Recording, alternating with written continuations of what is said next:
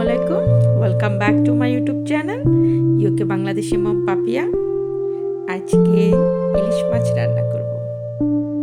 আর কি দিয়ে রান্না করছি চলুন তাহলে।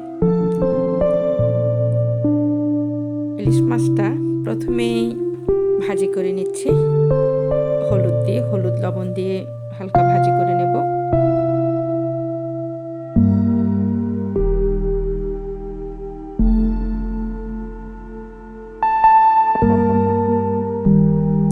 ওই তেলের মধ্যেই পেঁয়াজ দিয়ে দিলাম। পেঁয়াজের পরে আর এখন দিয়ে দেব আদা রসুন। আর রসুনটা একটু বাড়িয়ে দিয়েছি। রসুনটা এখানে 2 চা চামচের মতো, আর আদাটা হাফ চা চামচের থেকে একটু বেশি দিয়ে দিলাম। দেন গোটা কাঁচামরিচ দিয়ে দিলাম। দেন মরিচ, হলুদ, ধনিয়া সবকিছু 1 চা চামচের মতো দিয়ে দিয়েছি। যেহেতু এখানে মাছ কম,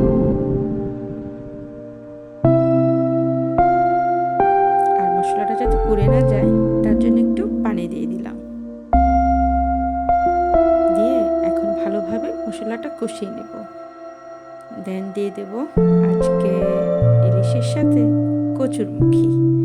ইলিশের অনেকগুলো রেসিপি আমার চ্যানেলে আছে, তবে ফার্স্ট আমি কচুরমুখী দিয়ে খাচ্ছি।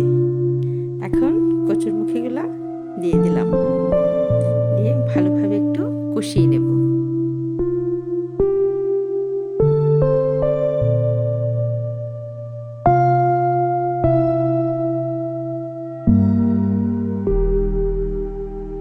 এখন একটু গরম ফুটন্ত পানি দিয়ে দিলাম। তারপরে মাছগুলো বসিয়ে ঢাকা দিয়ে দেব।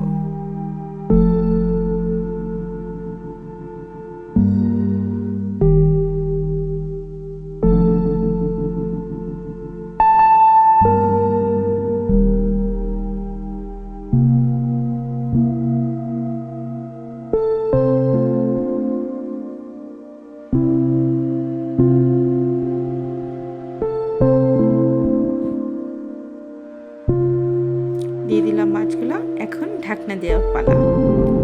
আর 5 থেকে 10 মিনিটের মধ্যে হয়ে যাবে আমাদের রান্না। তারপরে দিয়ে দিলাম কিছু ধনিয়া, গাছ ধনিয়া, মানে অনেকে এটাকে আবার বিলাতি ধনিয়া বলে।